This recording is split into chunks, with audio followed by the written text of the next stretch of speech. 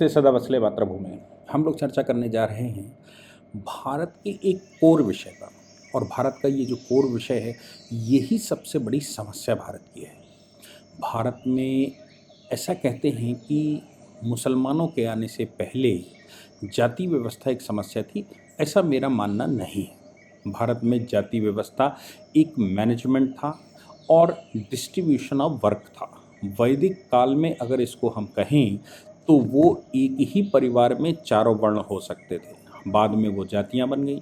जातियां इसलिए बन गई क्योंकि वो वर्ण व्यवस्था की जो एजुकेशनल व्यवस्था थी, वो व्यवस्था तोड़ दी गई।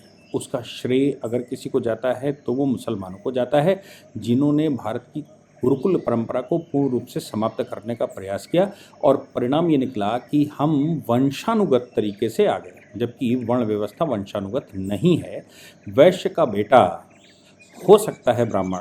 आप याद करिए कि हम कर्ण को शूद्र नहीं कहते, शूद्र पुत्र कहते हैं, यानी कि पिता शूद्र है और पुत्र क्षत्रिय है। जब ये बात उस समय आई थी कि कर्ण कौन है, तो फिर ये कहा गया कि क्षत्रियों का मल्ल युद्ध है, इसमें कर्ण भाग नहीं ले सकते। दुर्योधन ने तत्काल ही उनको वत्स देश का राजा बना दिया था और राजा बनाने के बाद कर्ण क्षत्रिय घोषित हो गए और क्षत्रिय घोषित होने के बाद युद्ध के लिए एलिजिबल हो गए। ऐसे बहुत सारे प्रकरण हमको हमारे ग्रंथों में मिलते हैं जो ये बताते हैं कि नहीं, भारत में जाति व्यवस्था, या फिर मैं कहूँ जाति व्यवस्था तो थी ही नहीं, वर्ण व्यवस्था थी। उस वर्ण व्यवस्था के अंदर जातियां होती थीं और जाति व्यवस्था में खास तौर से वो जो जातियां थीं वो व्यापारिक वर्ग की जातियां थीं और व्यापारिक वर्ग या शूद्र वर्ग की जातियां थीं। उन वर्गों में डिस्ट्रीब्यूशन ऑफ लेबर यानी कि एक्सपोर्टाइजेशन के आधार पर पारिवारिक व्यावसायिक व्यवस्था को कहते हैं। मुसलमानों के आने के बाद वो टूट गया और अंग्रेज़ों ने तो सिस्टमेटिक तरीके से ईसाईयत को बढ़ावा देने के लिए इस पर लिटरेचर लिख डाले। तो फिर आज़ादी के बाद हम उसी लिटरेचर से बंधे रहे और जो हमको करना चाहिए था, डॉक्टर अम्बेडकर का जो विचार था, वो हम नहीं कर पाए। लेकिन जो लोग कन्वर्ट हुए, यानी कि जो अब मुसलमानों के आने के बाद जो भारत की समस्या बनी, वो स्वयं में इस्लाम बनी और ईसाइयों के बाद ईसाईयत बनी। तो भारत की 2-3 बड़ी समस्याओं में 4 बड़ी समस्याओं की अगर हम बात करें भारत में, तो पहली समस्या इस्लामिक इन्वेशन है, दूसरी समस्या ईसाईयत है, मिशनरी है, तीसरी समस्या कम्युनिज्म है और चौथी समस्या अब जो चल रही है इस समय वो है बाजारवाद। ये 4 बड़ी समस्याएं भारत की हैं। बाजारवाद पश्चिमी देशों से चलता है, ईसाईयत भी पश्चिमी देशों से चलता है, कम्युनिज्म कम्युनिस्ट देशों से चलता है जो हमारे अड़ोस पड़ोस में हैं, और मुस्लिम इस्लामिक कंट्रियों से चलता है। आजकल वो पाकिस्तान से चलता है और हिंदुस्तान के अंदर भी वो चलता है। अब सवाल ये पैदा होता है कि इंडोनेशिया, जिसके लिए हम सब कहते हैं कि इंडोनेशिया पूर्ण रूप से कभी हिंदू हुआ करता था, इंडोनेशिया का एक किस्सा मैं आपको बताता हूँ तो समझ में आ जाएगा। इंडोनेशिया में इस्लाम अपने पैर पसार रहा होगा तो भारतीय महर्षियों ने वहाँ पर कूर्म पूजा, यानी कि जो सूअर की पूजा, वहाँ शुरू करी होगी। ये अवतार के रूप में लिया गया। तो फिर वहाँ इस्लाम रुक गया, यानी कि इस्लाम को हीन भावना पैदा होती है सूअर से। इस बात को ध्यान में रखते हुए वहाँ बहुत लंबे समय तक वो प्रैक्टिस में रहा। लेकिन बाद के महर्षि कुछ और गए और उन्होंने उनसे वार्ता हुई तो उन्होंने कहा, ये किसकी पूजा कर रहे हो, तुमको तो सात्विक देवताओं की पूजा करनी चाहिए। सात्विक दूसरे देवताओं की पूजा करनी शुरू हुई। परिणाम ये निकला कि पूरा का पूरा इंडोनेशिया कन्वर्ट होकर मुसलमान हो गया। अब इंडोनेशिया मुसलमान तो हो गया, लेकिन चूंकि वो उस रूप में नहीं आए थे, वो कैसे आए थे, वो बड़ी मुश्किल से एंट्री मार पाए थे और वो हिंदुज़्म के अंदर ही इस्लाम लेकर आए थे। इसलिए वो आज भी गरुड़ शब्द इस्तेमाल करते हैं, स्वर्णपुत्री शब्द इस्तेमाल करते हैं, गणेश की प्रतिमा लगाते हैं, मंदिरों का संरक्षण रखते हैं और अपने पूर्वजों को वो मानते हैं। वहाँ बड़े स्तर पर राजकुमारियाँ और जो बड़े लोग हैं वो अपने पूर्वजों को मानते मानते हिंदुज़्म को भी फॉलो करने लगे हैं और उन्होंने साक्षात डिक्लेरेशन किया कि अब हम मुसलमान नहीं रहे, किसी कारणवश हमारे पूर्वज हो गए होंगे, हम अपने ओरिजिनल फॉर्म में आते हैं। भारत में भी ऐसा हो सकता है। और भारत की खास बात तो ये है कि भारत में एक भी मुसलमान, केवल अशरफों को छोड़ दीजिए, अशरफों की बात जब मैं करता हूँ तो सैयद, शेख, पठान, मुग़ल, तुर्क की बात करता हूँ। तो सैयद, शेख, मुग़ल, तुर्क, पठान की बात यही मस्जिदों पर, यही आज की तारीख में मदरसों पर, यही जो उनका पूरा सिस्टम है उस पर राज्य करते हैं। और यही मौलाना आज़ाद भी इसी प्रकार का व्यक्ति था, या फिर मैं कहूँ ज़ाकिर हुसैन इन्हीं ब्रीड्स में से आता था। वो राज्य करते रहे, देश में सलमान खुर्शीद आज भी प्रिवेल कर रहे हैं, और देश में आज भी मुख्तार अंसारी, सैयद अंसारी और तमाम तरह के लोग प्रिवेल कर ही रहे हैं। क्यों? क्योंकि ये दूसरे मतलब ये मुसलमानों की दूसरी ब्रीड है। लेकिन जो भारतीय मुसलमान है वो तो भारत से ही कन्वर्ट हुआ, भारत के हिंदुओं से ही कन्वर्ट हो, किसी कारण से हुआ होगा। तलवार के दम पर हुआ हो, लालच की वजह से हुआ हो, खौफ की वजह से हुआ हो, व्यापार की वजह से हुआ हो, या फिर वो इस वजह से हुआ हो क्योंकि वो उसको नौकरी करनी है या उसको भरण पोषण करना, किसी कारण से हुआ हो। लेकिन उसके पूर्वज तो हिंदू ही थे और सभी हिंदुज़्म को ही फॉलो करते रहे। हिंदुइज़्म को फॉलो करते समय, इस्लाम स्वीकार करते समय कुछ पीढ़ियों तक तो ये चला कि बाहर इस्लाम दिखाएंगे और अंदर पूजा करेंगे, बाहर इस्लाम दिखाएंगे, बाहर निकाह पढ़वाएंगे और घर में आकर फेरे लेंगे। आप अगर उत्तर प्रदेश के फतेहपुर एरिया में चले जाएंगे तो उसमें ठाकुरों के बहुत सारे गांव हैं जो बाहर निकाह पढ़ते हैं, फिर घर में मड़वा गाड़ते हैं, घर में कुल देवी की पूजा करते हैं। ऐसे आपको देश भर में वोरा समाज मिल जाएगा, आपको बिसाती समाज मिल जाएगा, आपको कुच्ची मेनन समाज मिल जाएगा, आपको और मेनन समाज मिल जाएंगे। ऐसे बहुत सारे आपको भारत में समाज मिल जाएंगे जो आज भी बाहर इस्लाम को फॉलो करते हैं लेकिन घर में हिंदुज़्म को फॉलो करते हैं। अगर आप जम्मू कश्मीर के लेह लद्दाख के क्षेत्र में चले जाएंगे या फिर आप पाक ऑक्युपाइड जम्मू कश्मीर के गिलगिट बाल्टिस्तान क्षेत्र में चले जाएंगे तो आपको ध्यान में आएगा कि उनके घरों में स्वास्तिक का निशान आज भी बनता है।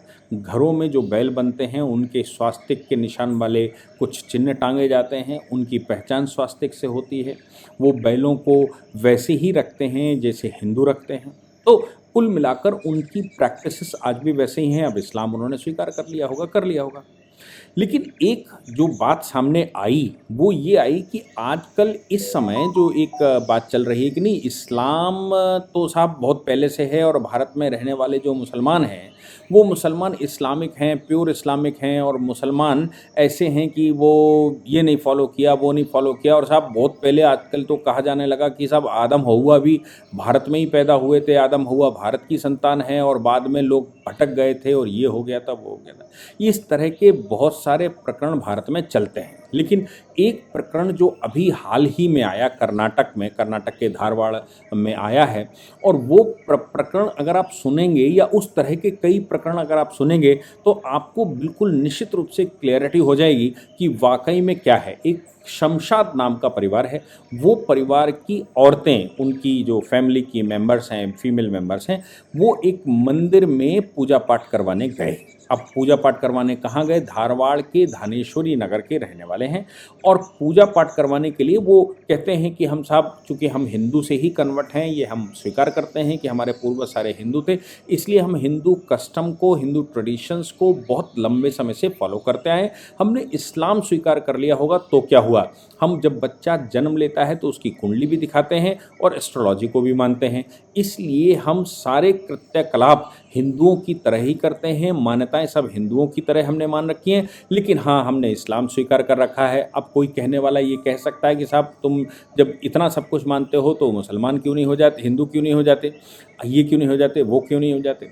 हुआ क्या कि इस परिवार के कुछ लोग बहुत परेशान रहे होंगे। परेशानी के समय पर वो किसी एस्ट्रोलॉजर को अपनी कुंडली दिखाने गए होंगे, कुंडली दिखाई गई या और कुछ दिखाया गया या और कोई वार्ता हुई होगी, तो वहाँ से शमशाद के परिवार को ये पता लगा कि शमशाद के बाबा का तर्पण नहीं हुआ है, शमशाद के बाबा की आत्मा भटक रही है, यानी कि जो महिला गई उनके ददिया ससुर की आत्मा भटक रही है। उन्होंने उनसे उपाय पूछा तो ये हुआ कि कई वर्ष पहले वो मर गए हैं, लेकिन उनकी आत्मा भटकने की वजह से परिवार को शांति नहीं मिल रही। परिवार को चूंकि शांति नहीं मिल रही है, इसलिए चूंकि तुम हिंदुज्म को कोई फॉलो करते ही हो और हिंदुओं से कन्वर्टेड मुसलमान हो, इसलिए तुमको पितृदान करना चाहिए, पिंडदान करना चाहिए। और चूंकि पिंडदान नहीं हुआ था, इसलिए उनकी आत्मा भटक रही है, हुसैन साहब भटक रहे हैं। तो ये हुआ कि हुसैन साहब, इस समय पितृपक्ष चल रहा है, पितृपक्ष में हुसैन साहब का मोक्ष करवाया जा सकता है। तो गोकर्णा एक बहुत बड़ी जगह है कर्नाटक में, और गोकर्णा ऐसा स्थान जैसे आप समझेंगे कि गया, उत्तर भारत में अगर आप जाएंगे तो लोग कहते हैं गया कराओ। अगर और पंजाब में जाएंगे तो वो पंजाबी लोग या तो जो पंच नदी हैं, 5 नदियां हैं, उनमें तर्पण करते हैं, नहीं तो वो हरिद्वार जाते हैं तर्पण करने के लिए। ऐसे हमारे देश में कई एक ऐसे स्थान हैं जहाँ पर अलग अलग टाइप के हिंदू, मतलब हिंदुओं की जो शाखाएं हैं वो अलग अलग स्थान पर तर्पण करती हैं। दक्षिण भारत में संभव है कि गोकर्णा में तर्पण होता हो। तो हुसैन साहब के तर्पण की बात आ गई कि भाई 4 पंडितों को बिठाकर, जो प्रीस्ट होंगे उनको बिठाकर हुसैन साहब की आत्मा को मोक्ष दिलवाया जाए, वो गोकर्णा में उनकी पूजा करवाई जाए। ये परिवार पूरा प्रीस्ट से मिला। तो पूजा जी से मिलने के बाद उन्होंने कहा कि साहब हमारे तर्पण की व्यवस्था कर दिया, हमारे बाबा का तर्पण नहीं हुआ, उससे पहले तर्पण हम करते रहे और ये करते रहे होंगे।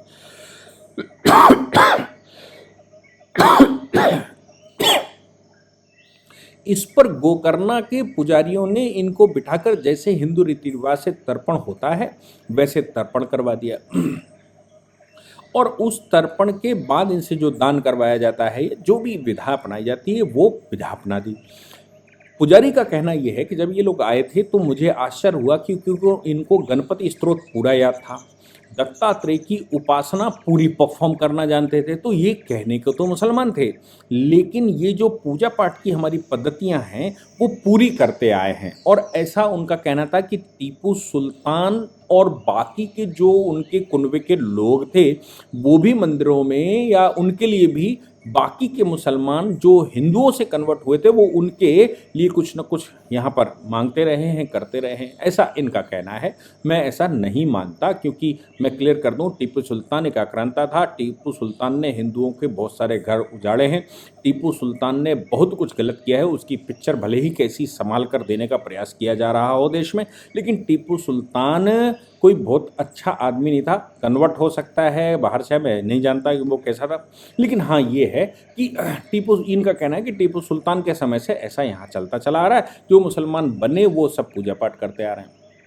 इस परिवार ने जो तर्पण मोक्ष के लिए जो तर्पण की व्यवस्था की और तर्पण किया, और ये इन्होंने जो पूजा पाठ की, अब पुजारियों का कहना ये भी है कि यहाँ क्रिश्चियन बन गए हैं वो परिवार भी आते हैं गोकर्णा में, वो भी अपने पूर्वजों के तर्पण की प्रक्रिया पूरी करते हैं। तो गड़ाते हैं ज़मीन में, लेकिन पूर्वजों के तर्पण की जो व्यवस्था है वो करते हैं। और इनका कहना है कि बहुत सारे मुसलमान और भी आते हैं, कोई ये पहला प्रकरण नहीं है। लेकिन कहना, अब ये जो प्रकरण है ये थोड़ा सा हाईलाइट हो गया, लोगों को पता लग गया, समाज के अंदर चला गया और इसका एक मैसेज चला गया, तो फिर मुसलमानों को भी तकलीफ होने वाली थी और हिंदुओं को भी तकलीफ होने वाली थी। हिंदुओं ने पंडितों के ऊपर कहना शुरू किया होगा और मुसलमानों ने उस मुस्लिम परिवार के ऊपर दबाव बनाना शुरू किया। उस मुस्लिम परिवार का कहना यह है कि हमको बहुत सारे धमकियाँ और SMS आ रहे हैं, लेकिन हम साहब डिगने हटने वाले नहीं हैं। हम तो पूजा पाठ करते आए हैं और हम ये मानकर चलते हैं कि हमारे आज पूजा पाठ की पद्धति बदल गई हो, आज हम जो है मजहब स्वीकार कर चुके हों, लेकिन हमारे पूर्वज तो हिंदू ही थे, इसलिए हम मिक्स पूजा करते हैं, पूर्वजों के बिहाव पर भी पूजा करते हैं, तभी हमारा परिवार खुशहाल रहता है। कुछ समय से परिवार की समस्या चल रही है, चूँकि बाबा की मृत्यु के बाद किसी ने ध्यान नहीं दिया, या फिर ये कहें ऐसा भी हो सकता है कि कुछ लोगों ने, मुल्ला मौलवियों ने उनको सलाह दी हो कि ऐसा नहीं करना है, क्योंकि इस्लाम ऐसा स्वीकार नहीं करता। ये तमाम तरह की वो खाड़ी की जो परंपराएं हैं, जो यहाँ की बिल्कुल भी परंपराएं नहीं हैं, तो विदेशी टेक्नोलॉजी, विदेशी जो तरीके हैं उनको अपनाया गया हो। अब देखिए कि वहाँ खाड़ी में परिस्थिति दूसरी रही होगी। खाड़ी की परिस्थिति ये है कि खाड़ी में तर्पण कैसे करते होंगे, बॉडी को गलाना ही उनके पास एक उपाय है, क्योंकि जलाने के लिए उनके पास सामान क्या होगा, और उनके पास चूँकि खारी मिट्टी होती है, उनके पास उपजाऊ मिट्टी नहीं होती, तो वो खारी मिट्टी का मतलब नमक रहता है, वहीं पर गड़ाया और दबा दिया। दबाने के बाद वो अपने आप बॉडी नमक में गल जाएगी, चूँकि मिट्टी ही खारी है। लेकिन वहाँ की व्यवस्थाएं जो हैं उन व्यवस्थाओं को भारत में कैसे लागू करा जा सकता है। भारत में समान पूर्वजों की संतानें जो कि हिंदुज़्म से रही हैं और ये भरपूर खुशहाल धरती रही है। इस धरती ने सदैव उपजाऊ चीज़ें दी हैं, इसलिए यहाँ पर वो व्यवस्था लागू नहीं हो सकती। चूँकि हिंदू परिवार से कन्वर्ट होकर इन्होंने ये किया, इसलिए उन्होंने कहा कि हम हमारे पूर्वज जो करते आए वो हम यहाँ पर अडॉप्ट किए हुए हैं और उसको हम मानते हैं। उसके लिए किसी को कोई कष्ट नहीं होना चाहिए, किसी को कोई समस्या नहीं होनी चाहिए। हमारी इस विधा में आज हम पहली बार नहीं कर रहे हैं, हमारे पूर्वज भी तर्पण करते रहे और हम खुशहाल ज़िंदगी जी रहे हैं। हम वो मुसलमान नहीं हैं जो खाड़ी के वहाबी सुन्नी मुसलमान होते हैं। हम हिंदुज़्म के मुसलमान हैं। हमारे पूर्वज हिंदू ही थे। हम हिंदुओं की व्यवस्थाओं को मानते हैं और पूर्वजों के द्वारा दिए गए संस्कारों को हम मानते हैं। इसलिए हम संस्कार पूर्वजों के मानते हैं। लेकिन जो हमारा भक्ति मार्ग है, जो हमारी पूजा की पद्धति है, वो पद्धति हमने इस्लामिक स्वीकार कर रखी है। यहाँ पर जानने की आवश्यकता ये है कि 2 प्रकार के मार्ग हिंदुस्तान में बेसिकली माने जाते हैं। हालांकि बहुत सारे हैं, लेकिन बेसिकली माने जाते हैं। और वो एक ये है कि हम ज्ञान मार्गी हैं कि भक्ति मार्गी हैं। ज्ञान मार्गी वो होते हैं जो संस्कारों को वैज्ञानिक दृष्टि से करते हैं, वेदों को वैज्ञानिक दृष्टि से पढ़ते हैं और विश्व की जितनी भी व्यवस्था है इस चराचर जीवन की, उस व्यवस्था को विज्ञान के साथ जोड़कर अध्यात्म और धर्म कहते हैं। लेकिन दूसरी व्यवस्था ये आई थी, ये नारद मुनि के समय पर आया था कि उस समय जब लोगों ने ज्ञान प्राप्त करना कम कर दिया या व्यवस्था को मानना कम कर दिया, इसीलिए आप वेदों में देखेंगे कि वेदों में आपके देवी देवताओं की पूजा नहीं है। और भारत में ऐसी व्यवस्थाएं भी बहुत सारे संप्रदाय करते हैं जो उसको नहीं मानते भक्ति मार्ग को। जैसे आप आर्य समाज को ही मान लेंगे तो वो भक्ति मार्ग नहीं मानते हैं, ऐसा कहते हैं लोग। लेकिन फिर भी आर्य समाज को मानने वाले भी भक्ति मार्ग पर आ ही जाते हैं, क्योंकि आपको साधना करने के लिए कोई साधन और कोई साधक चाहिए। जब साधक साधना करना चाहता है तो एक साधन की आवश्यकता पड़ती है। अब वो साधन कोई भी हो सकता है, कोई किताब हो सकती है साधन, कोई मूर्ति साधन हो सकती है, कोई पेड़ पौधा साधन हो सकता है, जैसी जिसकी आस्था वैसा साधन हो सकता है। यहाँ से भक्ति मार्ग निकला और भक्ति मार्ग के माध्यम से ये कन्विंस करने की कोशिश की गई कि अगर तुम भक्ति कर लो तो ज्ञान नहीं है तो भी व्यवस्थित रहोगे।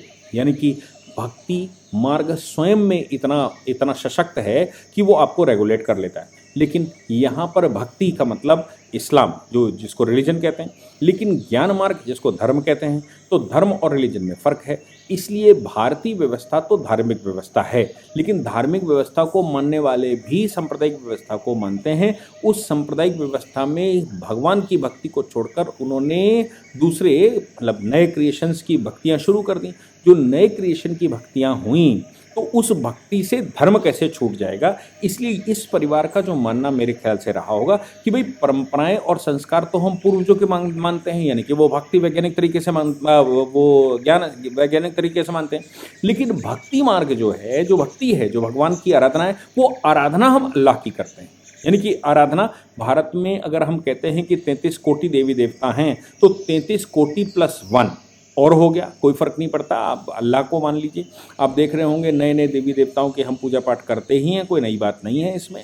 हम पत्थरों की पूजा पाठ करते हैं, इसमें भी कोई नई बात नहीं है। कुल मिलाकर सेल्फ रेगुलराइज करने के लिए हम भक्ति मार्ग का सहारा लेते हैं। लेकिन जो असली व्यक्ति है वो ज्ञान मार्ग पर जाता है। ज्ञान मार्ग पर जब जैसे ही जाएगा तो फिर मान लीजिए कि वो वेदों पर जाएगा, वो पुराणों पर जाएगा, वो उपनिषदों पर जाएगा, जो वो महाग्रंथों पर जाएगा, वो संस्कारों पर जाएगा, वो धर्मशास्त्रों और धर्म सूत्रों पर जाएगा। धर्मशास्त्र धर्म सूत्र की जब हम बात करते हैं तो वो ज्ञानी मार्ग है, और जब हम पूजा पाठ की बात करते हैं तो वो भक्ति मार्ग है। तो इनका कहना ये है, मैं इसको इंटरप्रेट कर रहा हूँ, इनका कहना ये है कि हम अल्लाह को मानते ज़रूर हैं, लेकिन हम संस्कार तो अपने ही मानते हैं जो हमारे पूर्वज मानते रहे। तो फिर सिर्फ एक बात कि 33 कोटि प्लस 1, और वो 1 अल्लाह हो सकते हैं, वो 1 परमेश्वर हो सकते हैं, वो 1 ईसा मसीह हो सकते हैं, कोई भी हो सकता है वो 1। तो उस 1 में 33 कोटि को हम इग्नोर नहीं करते, हम केवल 1 मोर कहते हैं और उसकी आराधना करते हैं। ऐसे लोगों को इस्लामिक लोग मुसलमान इसलिए नहीं मानते क्योंकि उनका कहना सिर्फ एक है कि मुसलमान वही है जो एक अल्लाह को मानता है, अल्लाह के बंदे नबी को मानता है, यानी कि मोहम्मद को मानता है, और मोहम्मद के माध्यम से आई कुरान को मानता है, वही मुसलमान हो सकता है और कोई नहीं हो सकता। जबकि भारतीय फिलॉसफी ऐसी नहीं है। भारतीय फिलॉसफी कहती है और भी 10 आ जाएं तो भी कोई समस्या नहीं। ये तो एक मेथड था जो सेल्फ रेगुलराइजेशन का था कि आपको संयमित कैसे किया जाए।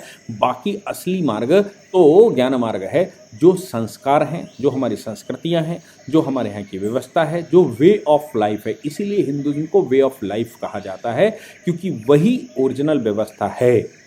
और उसके बाद हमने तमाम तरह की विधाएं डेवलप की। उन विधाओं में एक विधा भक्ति मार्ग की है, वैसी ही विधा मुसलमानों ने अपने लिए डेवलप की, वैसी ही विधा ईसाइयों ने अपने लिए डेवलप की, वैसी ही विधा यहूदियों ने अपने लिए डेवलप की।